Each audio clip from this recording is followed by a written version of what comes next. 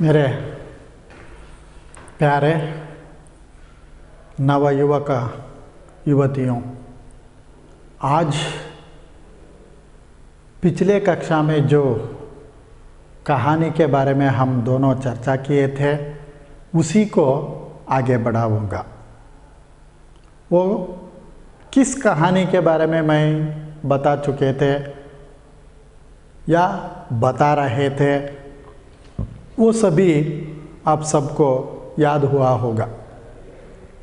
फिर भी और एक बार आपको याद दिलाकर आगे बढ़ाना चाहता हूँ। देखिए मेरे तरुण तरुणियों, कहानी का जो नाम है खून का रिश्ता, उसका जो रचनाकार का नाम भीष्म साहनी जी। पिछले कक्षा में ये सारे 8 पात्र परिचय के बारे में भीष्म साहनी जी परिचय करा चुके हैं। पहला है मंगलसेन। मंगलसेन चचा जाद। दूसरा संतु। संतु कौन है? घर का पुराना नौकर। वीर जी यानी बाबूजी के बेटा। बाबूजी बाप। माँ यानी वीर जी और मनोरमा की माँ। मनोरमा वीर जी की बहन। ये 6 पात्रों के द्वारा कहानी आगे बढ़ा रहा है। कहानी का मुख्य विषय है ₹1.25 में सगाई कराने के बारे में। ये भीष्म साहनी जी कथा को आगे बढ़ा रहे हैं। उसी को आगे बढ़ाता हूँ। आप सभी ध्यान से पेज नंबर 158 यानी दूसरा पैराग्राफ यानी तीसरा पंक्ति से देखते जाइए आप सभी। ठीक है, देखिए। इस पर वीर जी तुनक कर कुछ कहने जा रहे थे जब सीढ़ियों पर मंगलसेन के कदमों की आवाज़ आई। देखिए, वीर जी तुनक कर, तुनक ना यानी गुस्से से बातें करना चाहता था, मगर सीढ़ियों पर मंगलसेन की कदमों की आवाज़ आ रही थी, इसलिए माँ क्या कहती है, देखिए। अच्छा, अभी मंगलसेन से कोई बात नहीं करना, खाना खा लो, फिर बातें होती रहेंगी, माँ जी ने कहा।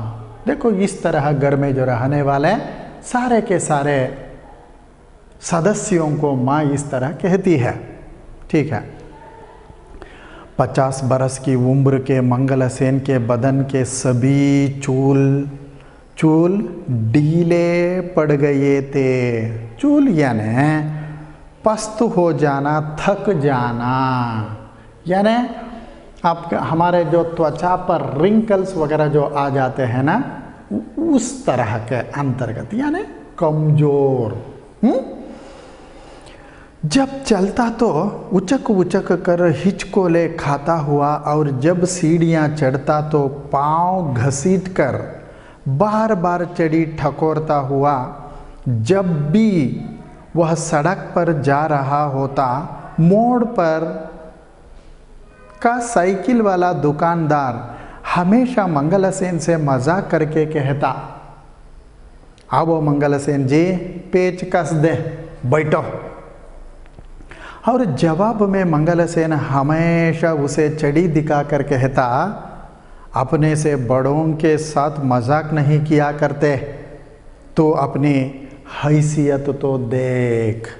हाँ, इस तरह मंगलसेन वो दुकानदार वालों को कहता है, देखो दुकानदार वाला लड़का हो, कोई भी क्यों ना हो, तुम इस तरह बड़े जो लोगों के साथ मजाक कर नहीं करना अच्छा नहीं लगता, इसलिए तुम्हारा हैसियत को देखकर तुम्हारा काम करते आगे बढ़ना उचित है।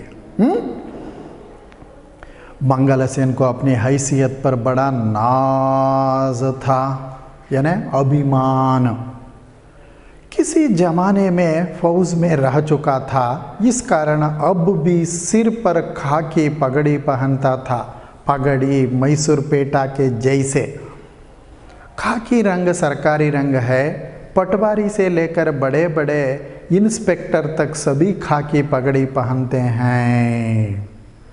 पटवारी यानी लेखपाल, लेखपाल यानी अकाउंटेंट जो कहते हैं ना वो।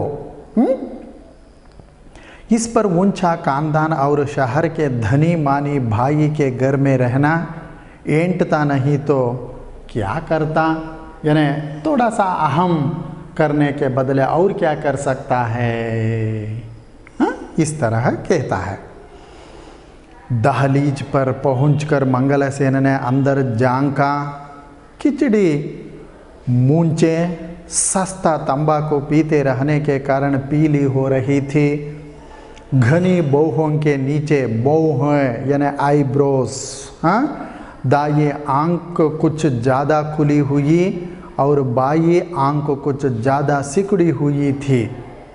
सामने के 3 दांत गायब नहीं थे, यानी इसको तो अंदाज़ा कीजिए कि किस तरह दिखाएगा, यानी दिखा सकता मंगलसेन। और बौजाई जी यानी भाभी जी, कन्नड़ा में अत्तिगे जो कहते हैं ना वो। आप रोटियां सेंक रही हैं नौकरों के होते हुए। नौकर कौन है? संतू। आप काम कर रहे हैं ना, ये क्या बात है? आओ मंगलसेन जी, आओ जरा देखो तो यहाँ कौन बैठा है। नमस्ते चाचा जी, वीर जी ने बैठे बैठे कहा। उठकर चाचा जी को पालागन करो। पालागन यानी पाँव छूकर नमस्कार करना। बेटा तुम ये इतनी भी अकल नहीं है, बाबूजी ने बेटे को झिड़क कर कहा। वीर जी उठ खड़े हुए और झुक कर चाचा जी को पालागन किया। चाचा जी झेंप गए, घबरा गए। कोने में बैठा संतू जो नल के पास बर्तन मलने लगा था, कंधे के पीछे मुंह छिपाए हंसने लगा। यानी ये एक तरह मजाक कर रहे हैं, मानकर अपना मन में सोचकर संतू हंस रहा है। वो भी कैसे?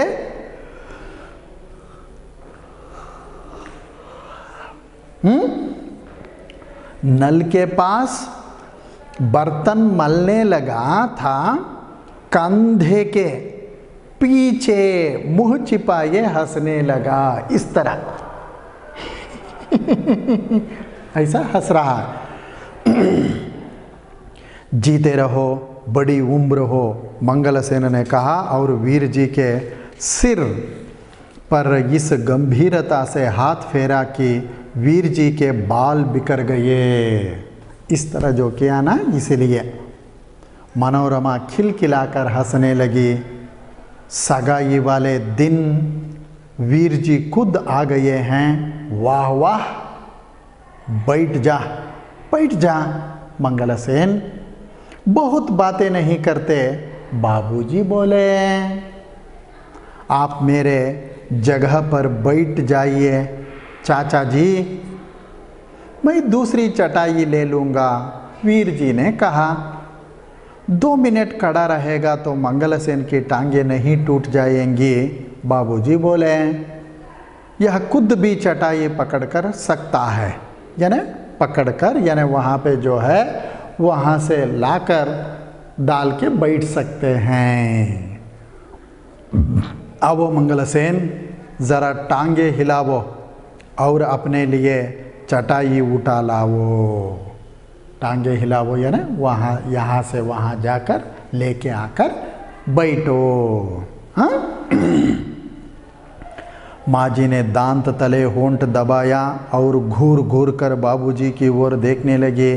नौकरों के सामने तो मंगलसेन के साथ इस तरह रूखाई से नहीं बोलना चाहिए। आखिर तो खून का रिश्ता है, कुछ लिहाज करना चाहिए। लिहाज यानी संकोच यानी अदब, थोड़ा आगे पीछे देख के संकोचवश बातें करना सही। मंगलसेन छज्जे पर से चटाई उठाने लगा। दरवाजे के पास पहुंचकर नौकर की पीठ के पीछे से गुजरने लगा तो संतू ने हंसकर कहा, वहाँ नहीं है चाचा जी, मैं देता हूँ, ठहरो, ये एक ही बर्तन रह गया है, मलकर उठता हूँ। इसका मतलब है और 2 मिनट रुकने के लिए कह रहा है। पहले ही बाबूजी और वीर जी देर कर रहे हैं, मगर ये संतू एक ही देखो जी, एक ही बर्तन है, मलकर मैं वापस आऊँगा, तब वापस आके तुम्हें दे दूँगा, तब तक ज़रा रुकिए, वैसा वो भी कह रहा है। यानी एक ना एक तरह अवमान अपमान। और संतू निश्चिंत बैठा, कंधों के बीच सिर झुकाए बर्तन मलता रहा। देखिए, और एक बार, संतू निश्चिंत बैठा, कंधों के बीच सिर झुकाए बर्तन मलता रहा। मनोरमा घुटनों के ऊपर अपनी टुड्डी रखे, घुटनों के ऊपर इस तरह, यानी ये गाल जो रहते हैं ना, यहाँ पर रख के कर रहे हैं। दोनों हाथों से अपने पैरों की उंगलियां मलती हुई कोई वार्ता सुनाने लगी। दुकानदारों की टांगें कितनी छोटी होती हैं भैया, क्या तुमने कभी देखा है? अपने भाई की ओर कनकियों से देखकर हंसती हुई बोली। क्या बोली? जितनी देर वे गद्दी पर बैठे रहे ठीक लगते हैं, पर जब उठे तो सहसा छोटे हो जाते हैं। इतनी छोटी छोटी टांगें। आज मैं एक दुकान पर सूटकेस लेने गई। उठो संतू, चटाई ला दो। हर वक्त का मजाक अच्छा नहीं होता। चाचा मंगलसेन संतू से आग्रह करने लगा। देखो, इसी तरह उन्होंने आग्रह यानी काम करने के लिए जो कहता है, कहने के बाद वो क्या करेगा, क्या कर सकता है, देखिए आगे। वहाँ खड़े क्या कर रहे हो मंगलसेन, चलो इधर आओ। उठ संतू, चटाई ले आ। सुनता नहीं तू? इसे कोई बात कहो तो कान में दबा जाता है, यानी दबा जाता है। माँ बोली। इस तरह माँ कहती है किसको? संतू को। संतू की पीठ पर चाबुक पड़ी। ये भी रेखांकित कीजिए, हाँ, रेखांकित करके रखिए। उसी वक्त उठा और जाकर चटाई ले आया। हाँ, माँ जी ने चूल्हे के पास दीवार के साथ रखे 2 थालियों में से एक थाली उठाकर मंगलसेन के सामने रख दी। मैले रुमाल से हाथ पोंछते हुए मंगलसेन चटाई पर बैठ गया। थाली में आज 3 भाजियां रखी थी। चपातियाँ खूब गरम गरम थी। 3 तरह की सब्जी वो प्लेट में, ये 2-3 तरह सब्जियां बना के माँ जी परोस रही है। 2 चपाती है, वो भी बहुत गरम गरम है, हाथ छूते ही थोड़ा सा गरम। सहसा बाबूजी ने मंगलसेन से पूछा, आज रामदास के पास गए थे, किराया दिया उसने या नहीं? किराया आप सबको तो पता है, फिर भी कहता हूँ, किराया यानी फॉर हायर, यानी रेंट, बाड़ीगे। मंगलसेन खुशी में था। उसी तरह चहक कर बोला, बाबूजी वह अफीमची कभी घर पर मिलता है कभी नहीं, आज घर पर था ही नहीं। वैसा बाबूजी को कहा। ये बातें सुनकर बाबूजी को गुस्सा आ गया। तब क्या कहता है देखिए, एक थप्पड़ मैं तेरे मुंह पर लगाऊंगा। तुमने क्या मुझे बच्चा समझ रखा है, क्या बात कर रहे तू। रसोई घर में सहसा सन्नाटा छा गया। सन्नाटा, सन्नाटा यानी चुप्पी, खामोश, साइलेंस।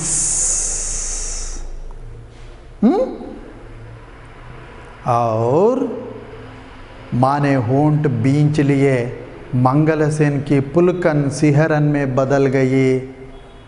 उसका पुलकन यानी खुशी के साथ रहने वाला चेहरा सिकुड़न यानी सिहरन यानी संकुचित होते। उसका दाया गाल हिलने सा लगा, जैसे चपट पड़ने पर सचमुच हिलने लगता है, ऐसा।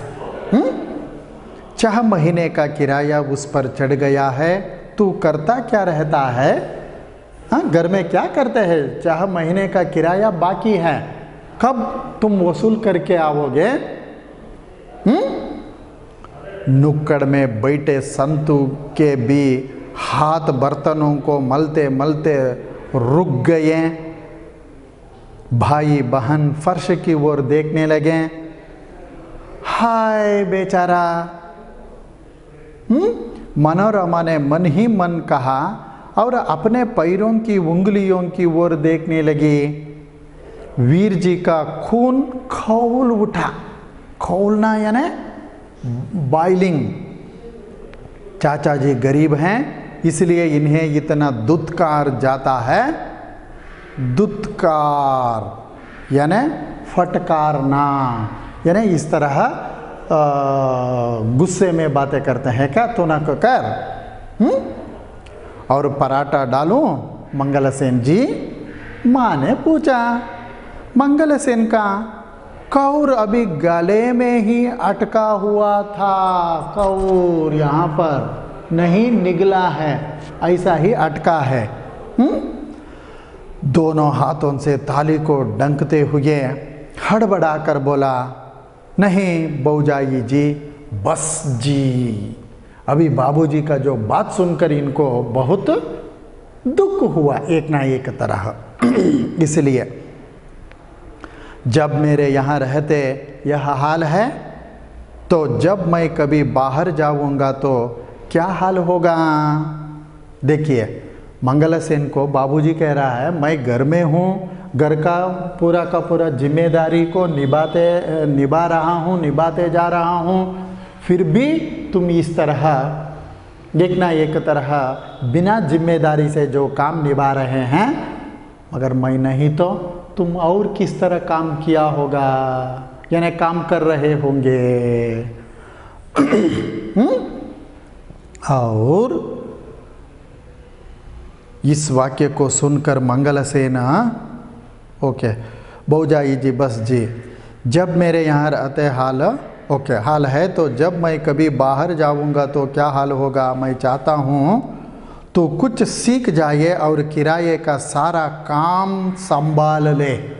अगर तुम्हें पता नहीं तो सीख लो, बाद में संभाल लो। मगर 4 महीने तुझे यहाँ आए हो गए, तूने कुछ नहीं सीखा। कौन किसको कहते हैं? बाबूजी मंगलसेन को कहता है। हाँ? इस वाक्य को सुनकर मंगलसेन के सर्द लहू थोड़ी सी हरारत आई। सर्द लहू यानी कोल्ड जो रहते हैं ना, उसी तरह हरारत यानी हल्का सा ज्वर, ताप जो आ जाता है ना कभी कभी।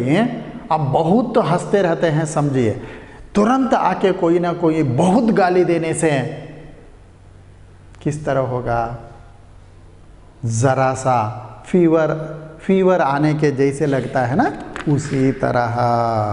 हाँ, मैं आज ही किराया ले आऊँगा बाबूजी, ना देगा तो जाएगा कहाँ। मेरा भी नाम मंगलसेन है। इनको भी गुस्सा आ गया ना, इसलिए बाबूजी को कहता है कि मेरा नाम भी मंगलसेन बाबूजी। वो कहाँ जाएगा, आज उनके पास जाके किराए को लेके ही आ जाऊंगा, नहीं तो मेरा नाम मंगलसेन नहीं है।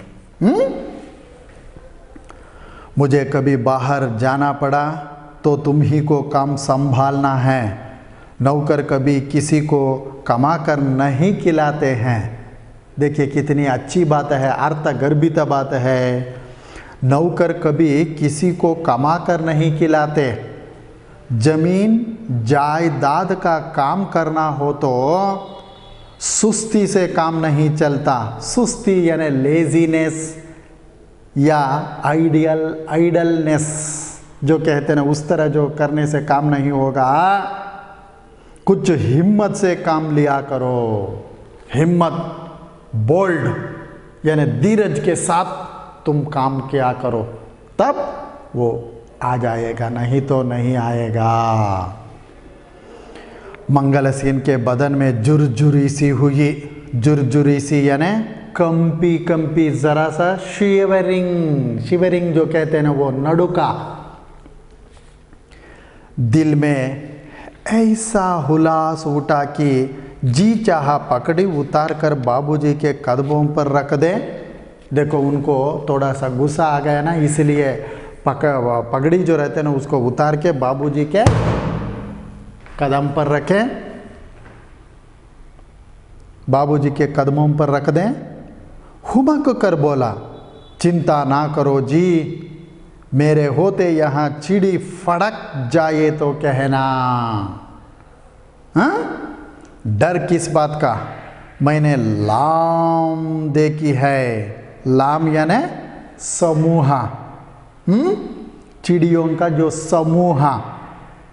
बाबूजी बसरे की लड़ाई में कप्तान रस्किन था हमारा। कहने लगा, देखो मंगलसेन, हमारी शराब की बोतल लारी में रह गई है, वह हमें चाहिए। उधर मशीन गन चल रही थी। मैंने कहा, अभी लो साहब, और अकेले मैं वहाँ से बोतल निकाल लाया। ऐसे क्या बात है? देखिए इस तरह ये मंगलसेन जी कह रहे हैं। मंगलसेन फिर चहकने लगा। चहकना यानी पशु पक्षियों की चिहचिहाहट के जैसे। मनोरमा मुस्कुराई। मनोरमा कौन है? वीर जी की बहन। हाँ, बहन मुस्कुराई और कनकियों से अपने भाई की ओर देखकर धीमे से बोली, चाचा जी की दुम फिर हिलने लगी। दुम यानी पूंछ, इस तरह जो रहते हैं ना वो पूंछ हिला रहे हैं, यानी उसका मतलब है डर गए।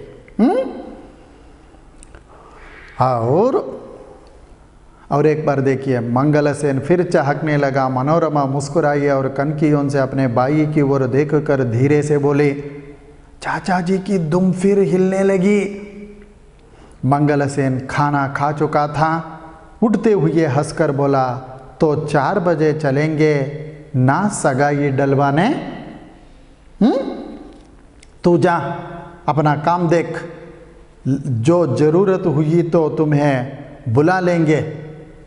बाबूजी ने मंगलसेन को बोले, तुम इसके बारे में, सगाई के बारे में चिंता नहीं करना, तुम्हारा जरूरत है तो हम बुलाएंगे।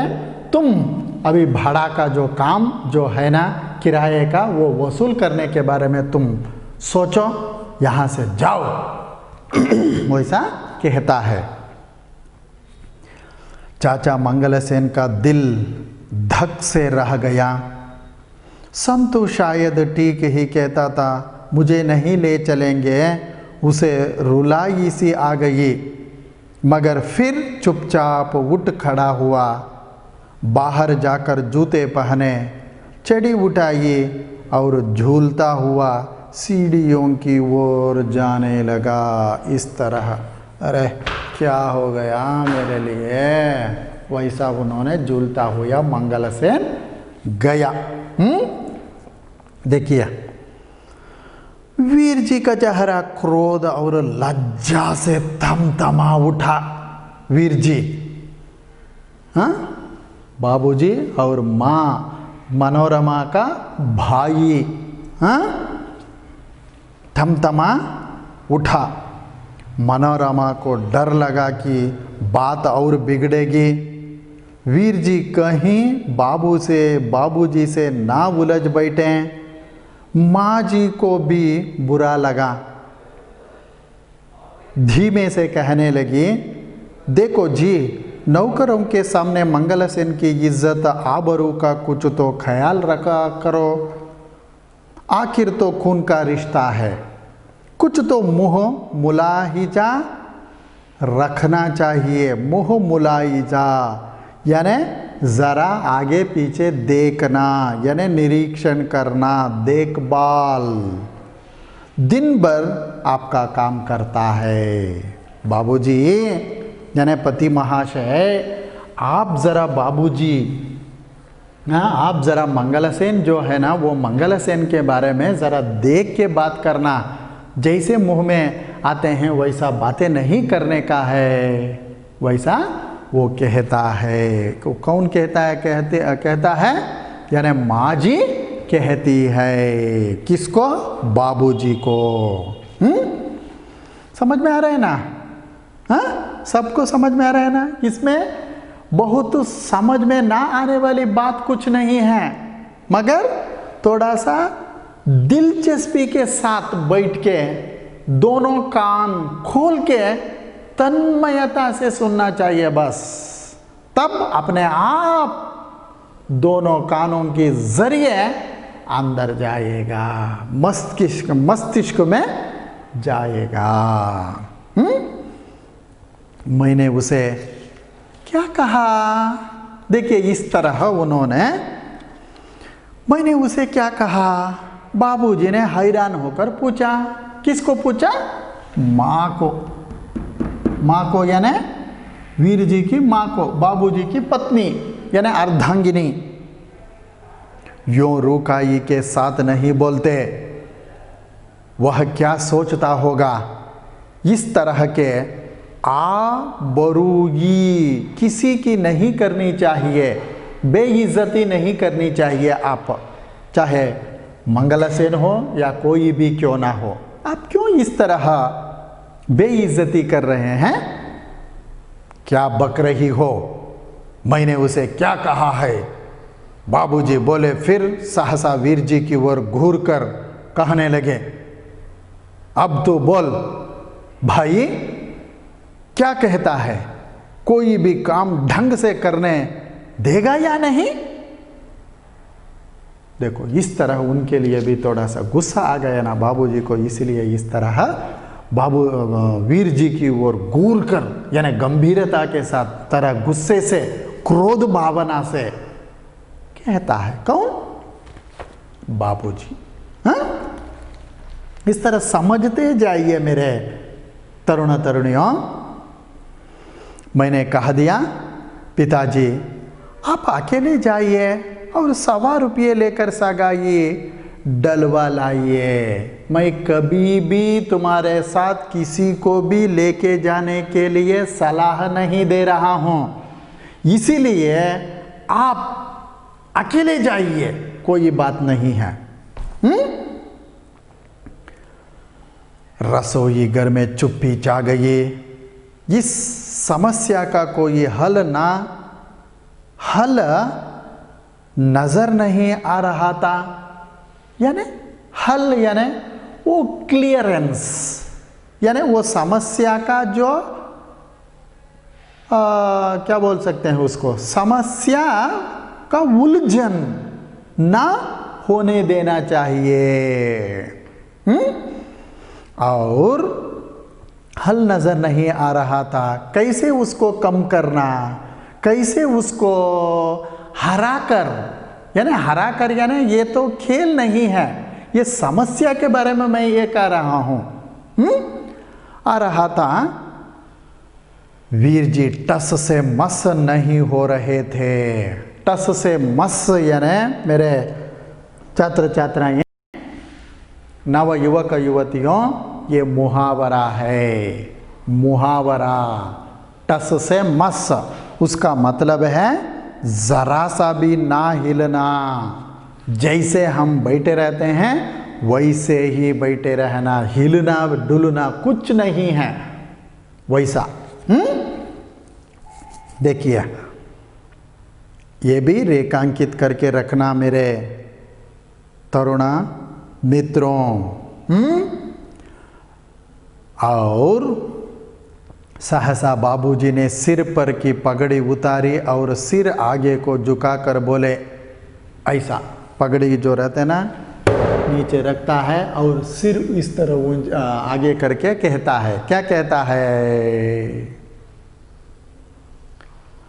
कुछ तो इन सफेद बालों का ख्याल कर मेरे जैसे, क्यों हमें रुस्वा करता है?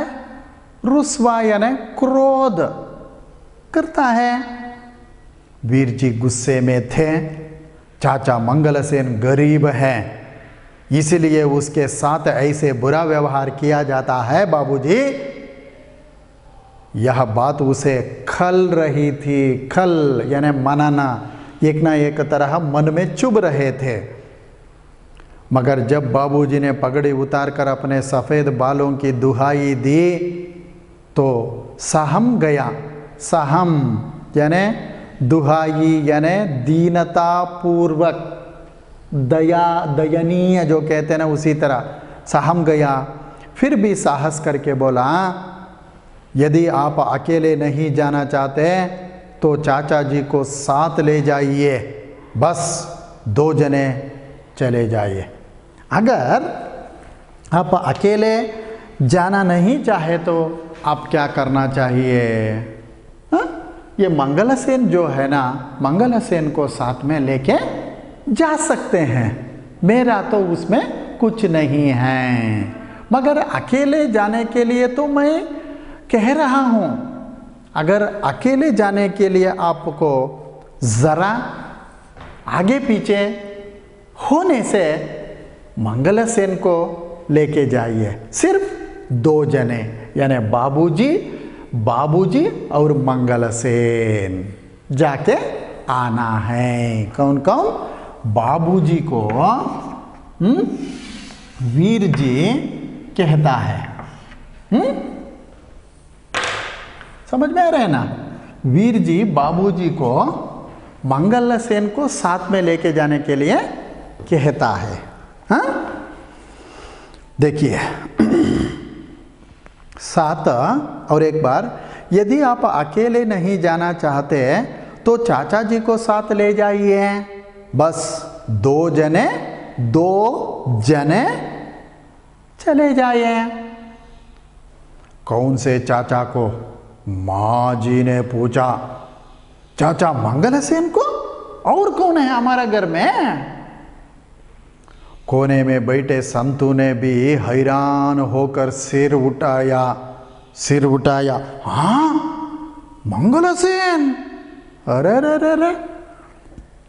माँ झट से बोली, हाय हाय बेटा, शुभ शुभ बोलो।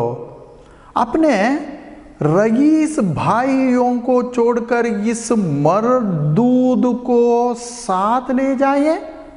मरदूद, तिरस्कृत, निकम्मा, मरदूद को साथ ले जाइए, सारा शहर थू थू करेगा। देखिए इसके बाद तुम्हारा मर्जी। माँ जी, अभी तो आप कह रही थी कौन का रिश्ता है। माँ जी, अभी अभी आप कह रहे थे ना, किधर गया कौन का रिश्ता? चाचा जी गरीब हैं इसलिए। ये वीर जी कह रहे हैं, पूछ रहे हैं माँ जी से, गरीब है, देखने में अच्छा नहीं है, हैंडसम दिखते नहीं है आपके जैसे हैं। आप सभी देखो एक से बढ़कर गुलाब के फूल के जैसे खिलखिलाते, कितने हट्टे कट्टे आप सभी है ना, उस जैसे मंगलसेन नहीं है, इसलिए आप इस तरह बातें कर रहे हैं। मैं कब कहती हूं यह ना जाए, यह भी जाए। लेकिन देखिए, ये पूरा का पूरा कहानी को याद करते, अब तक जो पढ़ाया उसको याद करके ये वाक्य को समझने का प्रयास कीजिए। और एक बार दोहराता हूं, मैं कब कहती हूं यह ना जाए, यह भी जाए, लेकिन और संबंधी भी तो जाए। अपनी धनी मानी संबंधियों को छोड़ दें और इस बहुरूपियों को साथ ले जाइए। क्या यह अच्छा लगेगा या नहीं? देखो, माँ यानी महिलाएं हमेशा इस तरह बहुत होशियारी के साथ दो बातें तो करते हैं। इसी तरह मैं कभी भी मंगलसेन को साथ में ना लेके जाने के लिए सलाह हो या बातें तो मैं नहीं कहती हूँ, हमेशा के लिए तुम लेके जाने के लिए कहता हूँ। मगर उनके साथ धनी मानी भाइयाँ जो है वो भी जाए, वो भी जाने से अच्छा रहेगा। अकेले जाने से यानी अकेले यानी बाबूजी यानी मंगलसेन दो जने जाने से उतना अच्छा नहीं लगेगा। वैसा मैं कह रहा हूं, बस जाना या ना जाना तुम्हारे मर्जी। देखिए, अच्छा लगेगा। और एक बार सुनिए, मैं अब कहती हूं यह ना जाए, यह भी जाए, लेकिन और संबंधी भी तो जाए। अपनी धनी मानी संबंधियों को छोड़ दे और इस बहुरूपियों को साथ ले जाए। क्या यह अच्छा लगेगा? देखो, ऐसा पूछते हैं। तो फिर बाबूजी अकेले जाए। वीर जी परेशान हो उठे। मैंने जो कहना था कह दिया, अब जो तुम्हारे मन में आए करो, मेरा इससे कोई वास्ता नहीं। और उठकर रसोई घर से बाहर चले गए। माँ इस तरह उनके मन में जो बातें कहना था वो कहकर उन्होंने बाहर यानी रसोई घर से बाहर चली गई। तो इसके बाद तुम्हारा मर्जी है, मैं कुछ कह नहीं सकती हूँ।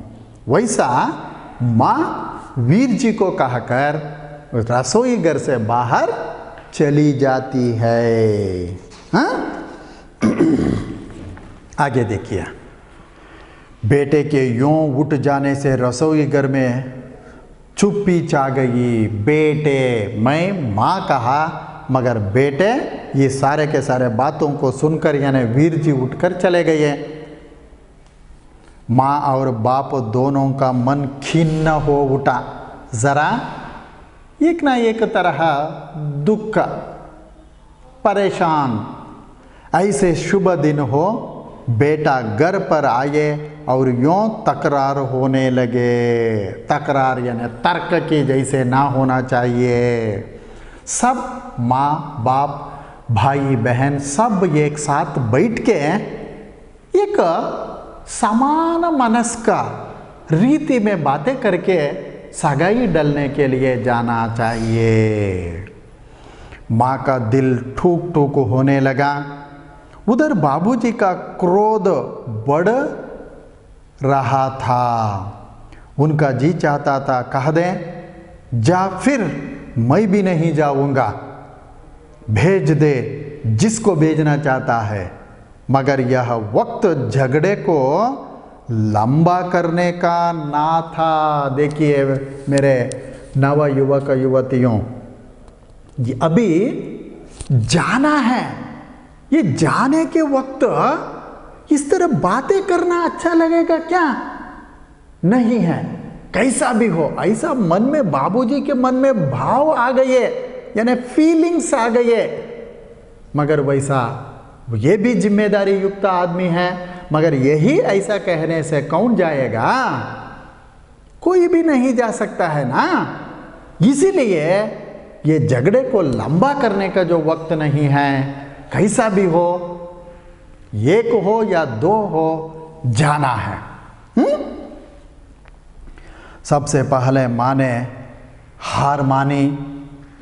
क्या बुरा कहता है, आजकल के लड़के माँ बाप के हजारों रुपये लुटा देते हैं। देखिए किस तरह, आप भी ऐसा करते हैं? आप सभी नहीं है ना? आप सभी बहुत बड़े अच्छे बच्चे है ना? Very good. आजकल के लड़के माँ बाप के हजारों रुपये लुटा देते हैं। इसके विचार तो कितने ऊंचे हैं। यह तो ₹1.25 में सगाई करना चाहता है।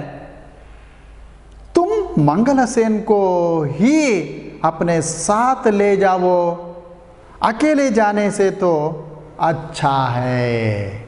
यानी ज्यादा से ज्यादा पैसा बर्बाद यानी व्यर्थ करने का जो समय नहीं है। अगर समय है तो भी ये वीर जी कह रहा है ₹1.25 में शादी यानी सगाई डलवाना चाहिए। इसलिए तुम दोनों ही जाना अच्छा है। वैसा माँ जी बाबूजी को सलाह दे रही है। बाबूजी बड़बड़ाए, बहुत बोले, मगर आखिर चुप हो गए। बच्चों के आगे किस माँ बाप की चलती है, और चुपचाप उठकर अपने कमरे में जाने लगे। मेरे नवयुवक युवतियों, आप भी यानी आपके घर में भी इस तरह चलता होगा। चलता है क्या? हाँ हाँ कहते हैं, देखिए वेरी गुड। ये तो हम भी समाज में एक भाग है ना, समाज में ही हम जी रहे हैं ना। हमारे घर में नहीं तो दूसरे घर में नहीं तो वो अलग घर में जो चलता है तो रहता है ना। इसीलिए वो तो संकोच करने की भी नहीं है और बहुत खुशी से भी करने की बात नहीं है। हर एक घर में समयानुसार ये इस तरह की जो बातें चलते रहते हैं। अकेले जाने से तो अच्छा है। बाबूजी बड़बड़ाए, बहुत बोले, मगर आखिर चुप हो गए। बच्चों के आगे किस माँ बाप की चलती है? 17 या 18 उम्र होते ही बच्चों की बात 50 या 55 साल के माँ बाप सुनना पड़ता है। सिर हिलना पड़ता है। देखिए कैसे हैं। आप भी ऐसा करते हो क्या? नहीं है ना? ओके। और जा संतु मंगलसेन को कहा तैयार हो जाइए। माँ जी ने कहा। मनोरमा चाहक उठी और भागी हुई वीर जी को बताने चली गई कि बाबूजी मान गए। देखो इनको यानी मनोरमा को बहुत खुशी हुई, इसलिए अपने भाई के पास भाग के चली गई मनोरमा। क्या कहने? वो बाबूजी मान गए मंगलसेन को साथ में लेके जाने के लिए। इस तरह मैं भी कहता हूँ, आप अपने भाई बहन यानी माता पिताजी के साथ आप भी इस कक्षा के बाद जाइए, साथ में बैठिए, चाय या कॉफ़ी पी लो। बाद में हंसी खुशी के साथ इसको दोबारा मनन करो। मनन करने के साथ साथ इसका क्वेश्चन का जो आंसर लिखने का भी प्रयास करो मेरे तरुणा तरुणियों। इसके साथ आज का जो क्लास समाप्त करूंगा। आप सबको धन्यवाद।